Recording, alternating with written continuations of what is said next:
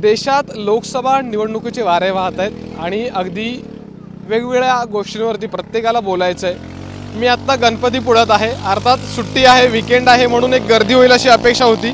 तुलनेला गर्दी नक्कीच नाही आहे, म्हणजे नाके बरोबर आहे। आणि आत्ता माझ्यासोबत पर्यटक आहेत, ते राज्यातल्या वेगवेगळ्या कानाकोपऱ्यातून आलेले आहेत आणि यांच्याकडून मी सध्या राज्यातलं असेल किंवा देशातलं राजकारण लोकसभा निवडणुकीच्या पार्श्वभूमीवरती त्यांची मतदार म्हणून त्यांची मतं काय आहेत हे समजून घेणार। तुमच्यापासून सुरुवात करतो। सध्याच्या राजकारणावरती तुम्हाला जर कमेंट करायची झाली तर काय कराल? सध्याचं राजकारण बोलायचं ठरलं तर ते फक्त त्यांचाच विचार करतात, सामान्य जनतेचा थोडाही विचार करत नाही। परत जे मुलं आहेत त्यांना नोकरीसाठी प्रश्न असतात ते पण त्याचा पण विचार करत नाही आहेत। महागाईवर पण काहीच बोलत नाही आहेत। त्यांना फक्त सत्तेचंच चाललेलं आहे, त्यांचा फक्त निवडून येण्याचंच ध्येय आहे, बाकी मला असं दुसरं काही वाटत नाही। म्हणजे तुम्हाला असं वाटतं की सत्ताधारी किंवा विरोधक, म्हणजे सत्ताधाऱ्यांची जबाबदारी आहे पण त्याच वेळेला सक्षम विरोधी पक्ष किंवा विरोधक हे लोकशाहीमधला महत्त्वाचा घटक आहे, सो विरोधक पण या सगळ्या गोष्टींमध्ये कुठेतरी कमी पडतात हे मुद्दे मांडायला लोकांचे? बरोबर, विरोधक बी या ठिकाणी कमी पडतोय। जे मुद्दे मांडायचे ते मुद्दे मांडत नाहीये आणि ते दिशा जनतेची दिशाभूल करण्याचं काम करतात। मला एक सांगा, ईडी सीबीआयच्या सध्या कारवाया सुरू आहेत, जर बघितलं देशात किंवा राज्यभरात, याच्यावरती तुमची मतं काय आहेत नेमकी? आता ईडीच्या कारवाई म्हणजे आता सध्या भारताची परिस्थिती अशी झाली की एक हाती सत्ता गेल्यासारखं झालंय, ज्याच्या हाती सत्ता तोच खरा राजा असं झालेलं आहे। मग यातलं चांगलं आणि वाईट हे ठरवण्यापेक्षा सध्याच्या वाढत्या महागाईकडे, तरुणांच्या बेरोजगारीकडे कोणी लक्ष देत नाही। जो कोणी चांगला उमेदवार काम करत असेल, नेता काम करत असेल, त्याला कसं गुंतवायचं, तर ती एक चांगलं प्रावधान सरकारने करून ठेवलेलं आहे ईडीचं आणि त्याचा तो पूर्ण उपयोग घेते सत्ता आजची, असं मला वाटतंय। मला वाटतं तुम्ही बरेचसे पुण्यातलेच आहात, तुमच्याकडे मी येतो, तुमच्याशी पण बोलतोय। इलेक्ट्रॉल बॉन्ड सारखा मुद्दा असेल किंवा काँग्रेसला आलेली नोटीस आयटीची, अनेक मुद्दे आहेत, विरोधकांकडून टीका केली जाते। या सगळ्यांकडे तुम्ही नेमकं कसं बघताय? तुमची काय मतं आहेत? म्हणजे सर्वसामान्य माणूस असेल, राजकारण असेल आणि या घडणाऱ्या गोष्टी, याच्यामध्ये कसं झालेलं आहे की प्रत्येकजण स्वतःचं सेफ्टी बघतोय। म्हणजे आपण जेव्हा संविधानाने कसं आहे पूर्ण भारतीय नागरिकांना एक सेफ्टी दिलेली आहे की म्हणजे निवडणूक याच्यासाठी असते की तुमचं काहीतरी कल्याण व्हावं, तुम्ही निवडून देणार, पण निवडून देणारा त्याच पक्षात राहील किंवा तो विरोधी पक्षात जाईल किंवा तो सत्ताधारी पक्षात, तो फक्त बघतो की 5 वर्षात माझी फॅमिली कशी सेफ राहील, माझं सीट कसं सेफ राहील। तो असा विचार करत नाही की लोकांना मी एवढ्या 5 वर्षात एवढे रोजगार करेल, मी एवढे लोकांना म्हणजे शेतकऱ्यांना एवढं मी त्यांच्यासाठी काहीतरी अनुदान करेल किंवा काहीतरी त्यांच्यासाठी निधी आणेल, हा विचार करत नाही। पण माझा मुलगा या पक्षात गेल्यानंतर, निवडून आल्यानंतर त्याला इथं मंत्रिपद कसं मिळेल किंवा माझी फॅमिली 5 वर्ष खासदार झाल्यानंतर, म्हणजे ननंद भाऊजाईचं जे राजकारण चालू आहे किंवा भावाभावांचं राजकारण, शेवटी कसं आहे ते म्हणजे सिक्का उडवला ना, छापा पण त्यांचा काटा पण त्यांचा। फक्त लोकांना कसं करतात की 4 लोक माझ्या बाजूने घ्यायची, 4 लोक घरातल्या घरात खेळ खेळायचा आणि संविधानाचा असा गैरवापर करायचा।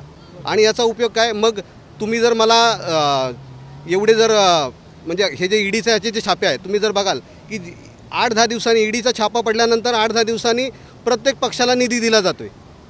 म्हणजे याच्या मागं किती मोठं राजकारण आहे, म्हणजे पैशाचं पण राजकारण, म्हणजे ज्याच्या हातात सत्ता त्याच्या हातातच पैसा आणि त्याच्या हातात म्हणजे गरीब, आता आम्ही जे सामान्य माणसं इथे फिरायला जो आलोय, हा आमच्या कष्टाचा पैसा आहे।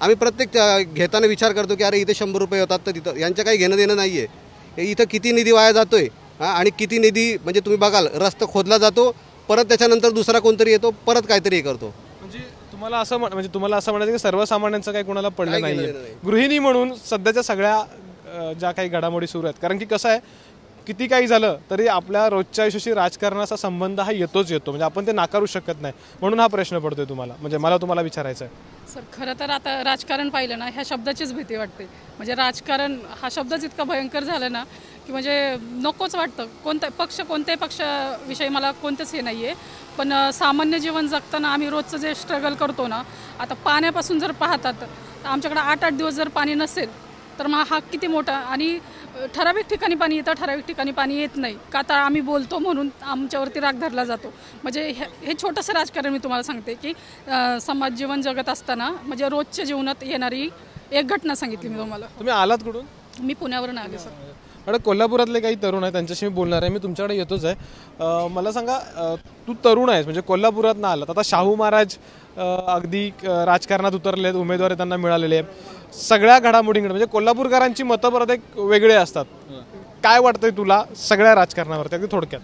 राजकारणामध्ये सध्या तर बघितलं नाही कोण कोणत्या पक्षामध्ये आहे आणि कोण कुठे चाललं आहे हे काही कळायला मार्ग नाही. आपल्या कोल्हापूरमध्ये मागच्या लोकसभेला आपलं ठरलं आहे म्हणून आपण सतीश पाटलांनी आपल्या ह्यांना संजय मंडलिकांना निवडून आणलं, पण तेच आज ह्या लोकसभेला ते त्यांच्या विरोधात उभा आहेत. त्यामुळे लोकांना संभ्रमावस्था निर्माण झालेली आहेत आणि त्यात राजश्री शाहू महाराज आता इलेक्शनला उभा आहेत. त्यामुळे लोकांना त्यांना निवडून देण्याची इच्छा व्यक्त होत आहे, कारण का म्हणजे महाराजांच्या वंशातला म्हणजे त्यांचा वंशज आज इलेक्शनमध्ये आहे, त्यामुळे त्यांना निवडून देण्यासाठी लोक सज्ज आहेत.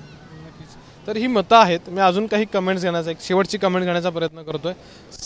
सगळे मुद्दे, इलेक्ट्रॉल बॉन्ड्स घेतले आपण, ईडी CBI यांच्या कारवाया, सत्ताधारी किंवा विरोधक यांचं जे काही सध्या सुरू आहे म्हणजे सर्वपक्षीय राजकारणाचं, त्याबद्दल जर कमेंट करायचं झालं तर एज्युकेटेड, जॉब करणारे आहात आणि सुशिक्षित नागरिक किंवा मतदार म्हणून काय कमेंट कराल अगदी थोडक्यात? आत्ताच्या राजकारणामध्ये म्हणजे जे पण काय चाललं आहे ते एकदम सगळं चुकीचं चाललं आहे. त्यामुळे एकच वाक्यात सांगतो की समाजकारण म्हणजे राजकारण न करता सर्वांनी सगळ्या म्हणजे घरातल्या आपण जशी आपली आई काम करते त्या पद्धतीने सगळ्या जे आपले नेते आहेत त्या सगळ्यांनी एक आई म्हणून काम करावं आणि भारत देशाला सुखी समृद्धी आणि म्हणजे सुख समृद्ध आणि भरभराट व्हावी एवढीच इच्छा आहे. तर हे राज्यातल्या विविध भागात आलेले पर्यटक आहेत. अर्थात सगळ्या मुद्द्यांवरती बोलताना त्यांचं एकच म्हणणं आहे की प्रत्येकजण कुठंतरी स्वतःचं बघतोय, सर्वसामान्य माणसांचं त्यांना काही पडलेलं नाही आहे आणि यांचे प्रश्न हे अगदी कॉमन आहेत. म्हणजे सर्वसामान्य माणसाला ज्या रोजच्या समस्या भेडसावत आहेत त्याचं काय, किंवा आमच्या मतांचं अर्थात आमचा विचार हा होणार आहे की नाही, किंवा आम्हाला गृहीत धरलं जातं आहे का, अशी एक प्रकारची भावना या सगळ्या सध्या टुरिस्टची आहे. कॅमेरामॅन मेहबूब शेखसह अमोल मोरे, ABP माझा, गणपतीपुळे, रत्नागिरी. ABP माझा, उघडा डोळे बघा नीट.